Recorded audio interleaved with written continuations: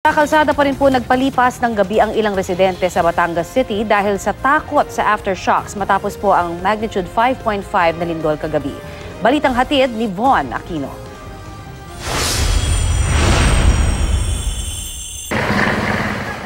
Dahil sa takot sa mga aftershocks matapos ang 5.5 magnitude na lindol na tumama sa probinsya ng Batangas kagabi, pinili ng ilang mga residente ng Batangas City na magpalipas ng gabi sa tabi ng National Highway. Nakakatakot din naman nakailang lindol na. Sa lakas ng lindol na yun, kailangan namin lumikas. Pag nalindol sa dyan, nalaki ang dagat niyan. Medyo malakas kasi, nakakatakot sa loob ng bahay. Tapos narinig nga namin na parang tumatas ang tubig. So yun, nag-decide kami na lumikas. May mga residente namang lumikas sa Kapitolyo.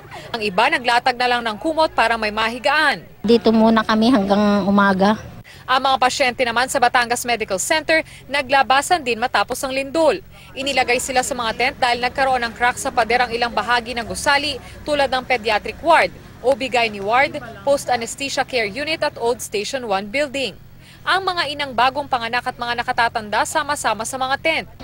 Gumuho rin ang harapang bahagi ng Taal Basilica na tinaguri ang Asia's biggest Catholic Church. Nais naman ni Monsignor Alfredo Madlangbayan na ipasuri ang Basilica sa National Commission for Culture and the Arts dahil ito raw ang may kapasidad na mag-repair at mag-restore ng Basilica. Sa kabila ng pinsala, tuloy ang banal na misa. Nilinis din ang mga debris pasado alas 8 ng umaga. We will ask for their help kasi wala namang kaming skill to do that. Very, very safe. Yun lang naman, fasad lang naman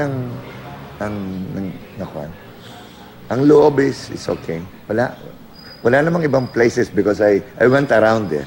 Sa tala ng PDRRMO, wala namang nasaktan o nasawi sa lindol. Meron na tayong communication sa atin sa ground, sa ating counterpart sa mga local disaster officers.